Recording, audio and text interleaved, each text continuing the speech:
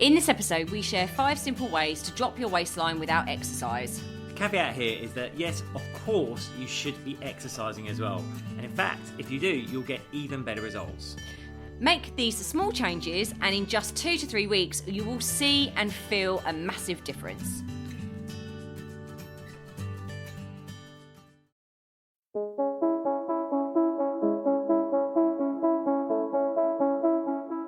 Hi, I'm James Davis. And I'm Claire Davis. We're the Midlife Mentors, here to lift the lid on how to achieve health and happiness. The balanced, no-nonsense way.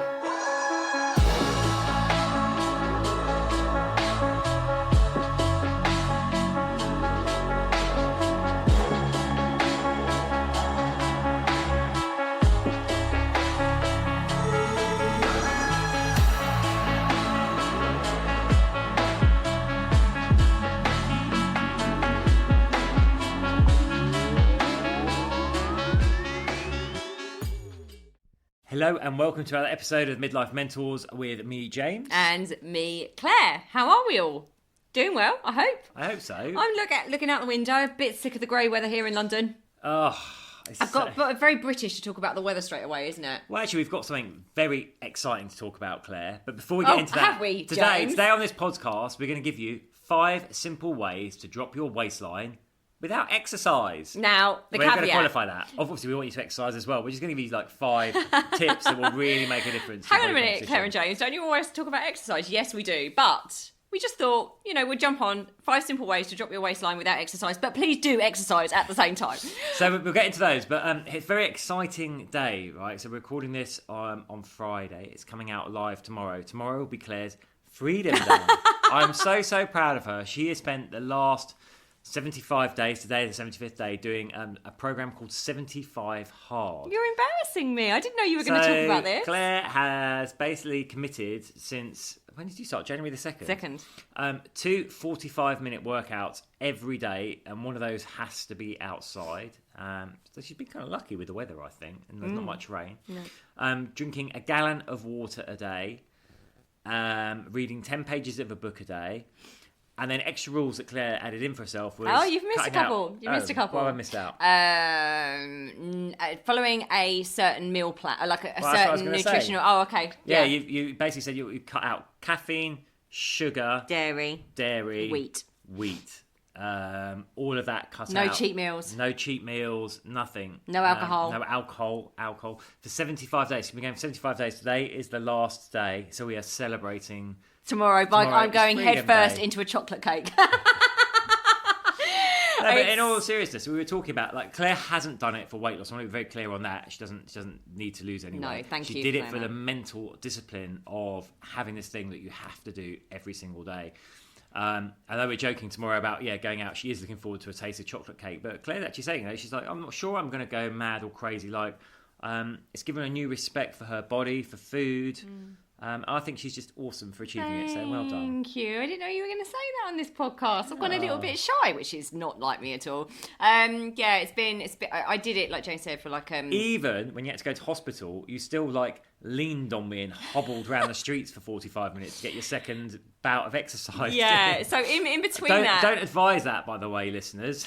In between that, in my 75 days, I did go to A&E. I did have a bacterial lung infection. It's the illest I've ever been.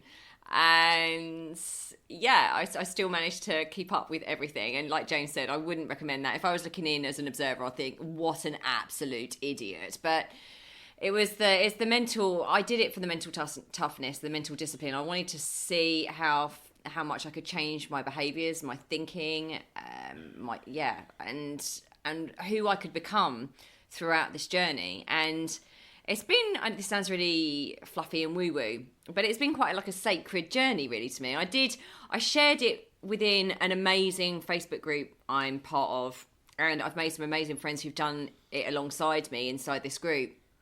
But it's just surprised me about who I've become throughout this process. And I can't quite believe I've managed it, really.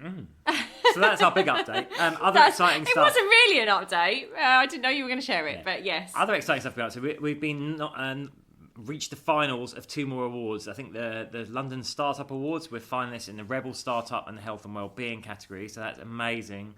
I mean, it's always nice to get to the finals. These things to be nominated for awards to win awards, so that's brilliant. And drum roll, we have launched 2023's first retreat. Oh my goodness! In Ibiza. It took us a long time to pull this together. They're quite complex, but so if you don't know, we actually, you probably know us just as the Midlife Mentors, as it says on the tin on this podcast. But if you don't know, we've actually been in this field for 10 years, over 10 years now.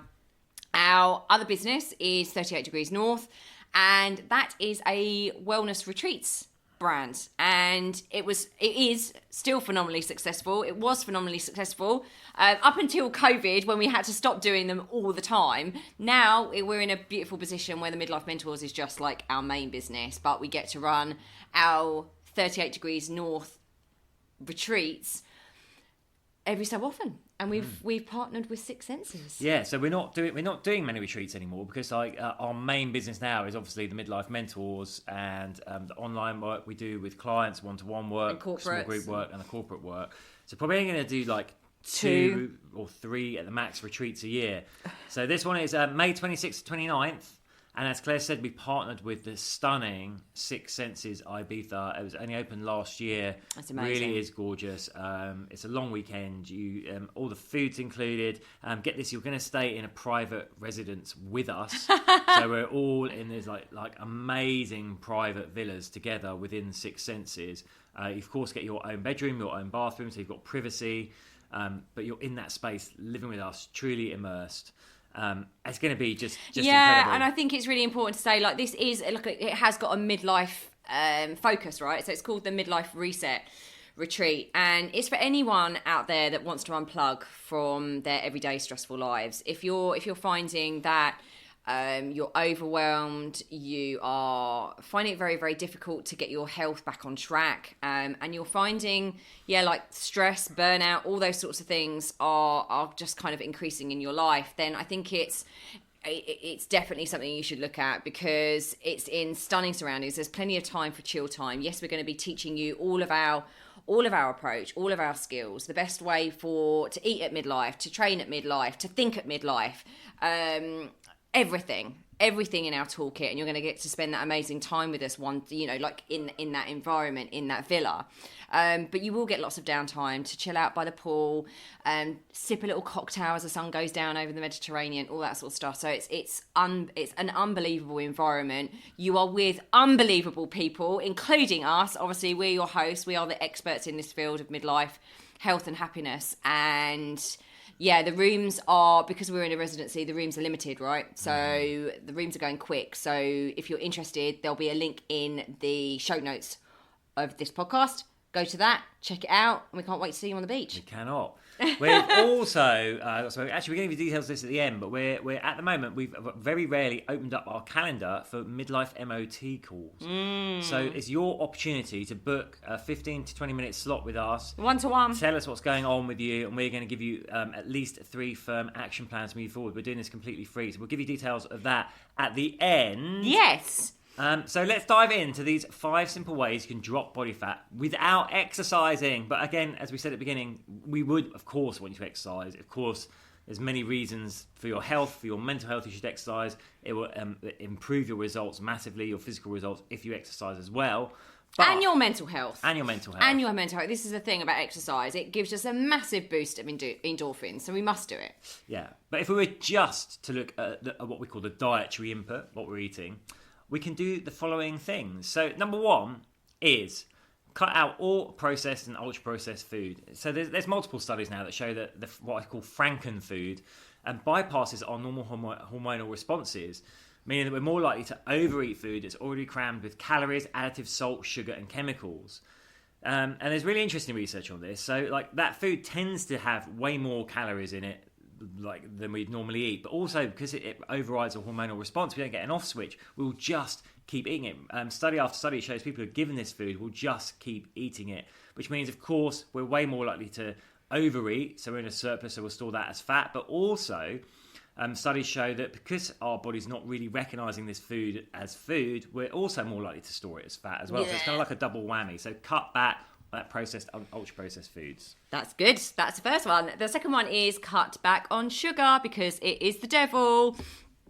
We talk about sugar a lot, but please be very, very clear. Sugar is one of the things that if you do just this one thing actually and focus on the amount of sugar that you're consuming in your day, in your diet, you will be surprised. But once you cut back on that sugar, your mental health, your physical health, your emotional health will massively improve. So watch out for hidden sugars because it is in absolutely everything. Sugar is cheap and it's addictive, making an attractive bulker to add to so many foods. Even those sandwiches that you go and buy, the sandwiches, bread now is full of sugar. So you really, really need to keep your wits about you and keep yourself educated around this. Start educating yourself on food labelling. So look on the back and it's carbohydrates of which sugars you're looking for. Anything over 21.5 grams of sugar per 100 grams is classed as a high sugar product. So if you're looking at these bars with like little bunny rabbits on and they look really healthy and they say they're gluten-free, or have a look on the back of the packets of those because honestly, you'll be shocked. A majority of them are really, really high in sugars. Anything below 5 grams per 100 grams of sugar is a very low sugar product, so you're kind of onto a winner there. So please check that out. Here's the thing, sugar is calorie dense. It causes insulin spikes when at midlife we're becoming more insulin resistant, so we don't want these crazy insulin spikes. It's highly inflammatory to the body and the brain and so many of our organs, and it also suppresses our immune system. So, it suppresses our immune system. I think sugar, as I said, is just the thing that is now in so many foods, and we really, really do need to be careful with it at midlife. So that is number 2. Yeah, it's probably the reason as well that a lot of people going into midlife are actually borderline diabetic or have become diabetic, type 2 diabetes, but without actually knowing it. So that again is due to the amount of sugar in our diet. Point 3 or tip 3: front load your carbs in the day. So we're not saying go low carb. We're totally not like in the keto approach. You still want carbs to be between like 40 to 50% of your daily intake. 50% if you're maintaining, 40% if you're looking to lose fat. But front load them. Get them into your breakfast and your lunch and minimise them in the afternoon and the evening. So that's when your body has the opportunity to burn the energy rather than storing it. Again, there'll be people that say, it doesn't matter, it doesn't make a difference. There are some studies that show that it doesn't make a difference, but there's way more studies that show that it does make a difference. Think of this, athletes before an endurance race will carb load the night before, so they've got surplus energy for the race. If we're sitting down in the evening and having like a bowl of potatoes or a bowl of pasta, that energy is not going anywhere, it's stored as fat. When we front load them in the day, it's multiple studies showing this, when we front load carbs in our day, people who do that have better weight loss results than those that load them late in the day. It just reminds me of something I did on TikTok yesterday. If you don't follow us on TikTok, it's actually... You should do, because we've got over 90,000 followers, and we'd love to get to 100,000 listeners, so come on. Yeah. So I think I'm over that now, like 91,000. Anyway, so I did a video on this yesterday, actually, about Slimming World and Weight Watchers and all that, but I particularly focused on Slimming World because I'd spoken to a lady yesterday on one of the Midlife MOT calls, and she was saying going to Slimming World and doing these weight watching clubs was one of the worst things she ever did because it got her really obsessive about food. It didn't teach her what she needed to know to empower her to make changes for the rest of her life, which is what we do on the Midlife Method all the time. And she became very, very addicted to getting onto the scales all the time. So then I kind of started looking again into Slimming World, and the free food bit just like drives me crazy. It's not just the fact that things like ice cream and chocolate bars and stuff like that are called sins.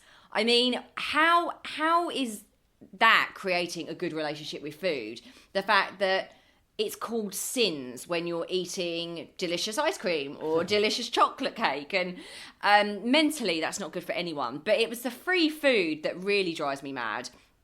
Because to this point, the reason I'm saying this is because they say you can eat as many potatoes as you want, as much pasta, as much rice as you want at any time of the day, and you can just it's a free food. The word free means you can eat as much of it as possible. And I'm like, this is craziness for anyone, but especially us midlifers, because these potatoes, pasta, rice, they're high GI foods, meaning that they're high in sugar, actually. So what we're doing is we're spiking our insulin response, and we can eat them at any time of the day, they're saying.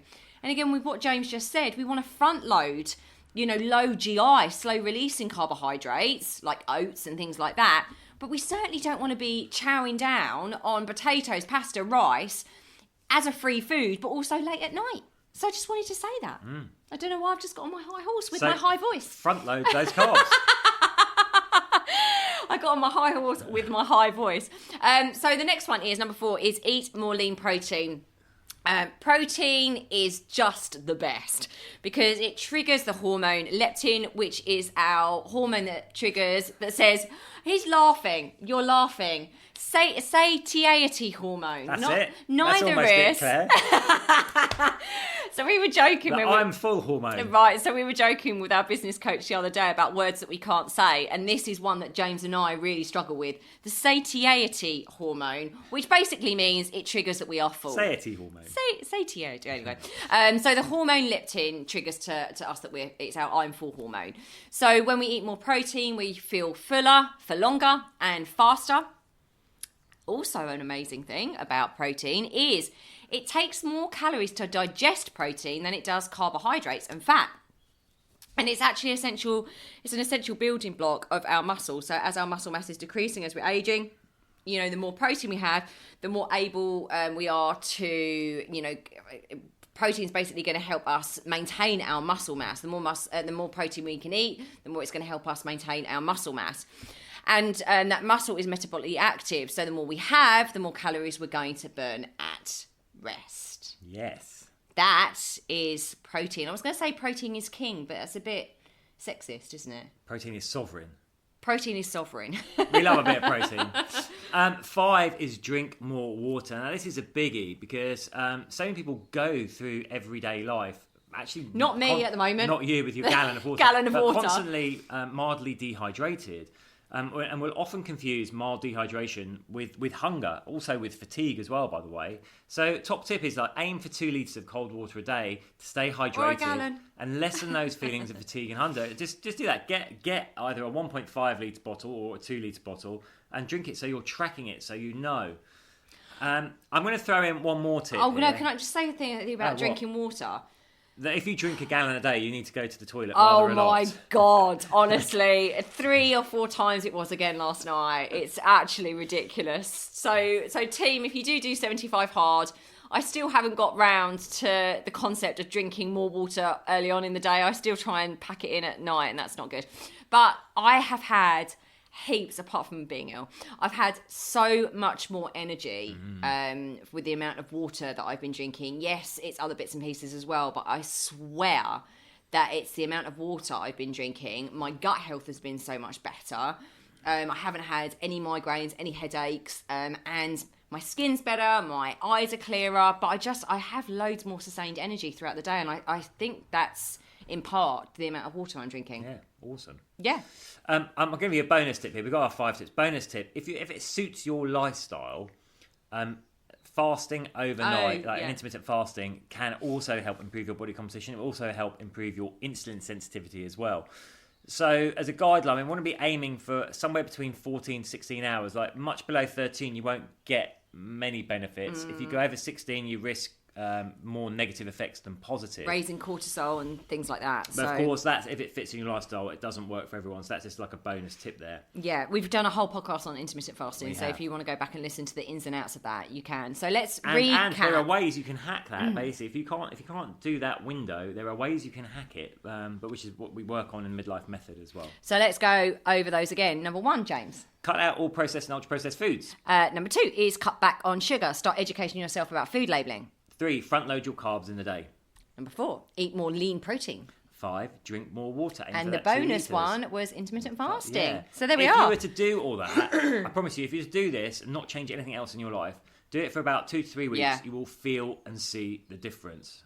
Honestly, you will. Yeah, and there's lots more that we can be doing with our body, mind and hormones to turbocharge these results, right? To turbocharge weight loss if that is one of your goals, and make the whole thing far, far easier. There's all these hacks, all these strategies that we teach in the Midlife Method. It's what we get our coaching clients to do. And also, like, it never ceases to make me so happy when all of our clients, when they're going through the program, is like, oh my goodness, just these few little things are making a massive difference. Like, we just see so many people getting overwhelmed and trying to overcomplicate everything because we're in a world where, you know, it's this quick fix, that thing, and we're trying to piece this puzzle all together ourselves.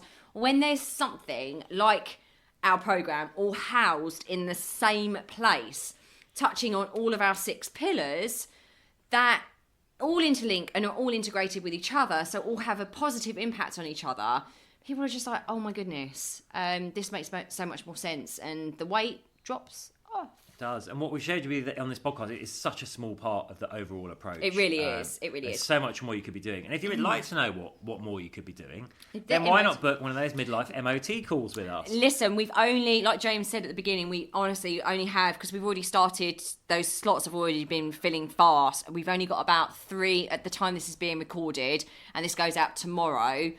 We've only got 3 spaces left in our calendar. But we did this because we don't do it very often. We really wanted to connect with people, support people. There are so many new people coming into our world all the time that need our help, that need our support, that need our, you know, decade of expertise. And so we wanted to help people to stop doing the things that keep stealing their time, their energy, their happiness, you know, their confidence, and start doing things that are going to get long-term results. So the great thing about this is you can jump on that call. We just ask you to fill out an application form so that we're ready for that call, to make sure we know where you're at, so we can give you some 3 personalized strategies to walk away with that you can action straight away. You know, we ask you to fill out that little form. There's going to be a link to that in the show notes. So go and have a look at that, fill that out, and get in quick, because there is only 2 of us, and we can only do so many calls, and there's only 3 slots left. And honestly, the ones we've done so far, people have just walked away with I'm not even exaggerating, life-changing strategies. And every single person at the end of that, I'm like, where was your motivation when you came on the call between 1 and 10? They're like, probably about 1 or 2. Where is it now? 9, 10. So if it's just super motivating, and you'll get so much out of those calls. So I'll put the link in the show notes to that. Awesome. We look forward to speaking to you. Yeah, we'd love to connect with you all. Love to connect with you. Right, wishing you an amazing week ahead. Yes, we're going into our weekend. I'm going to be face down in chocolate cake tomorrow. Woohoo! Lots of love. Bye.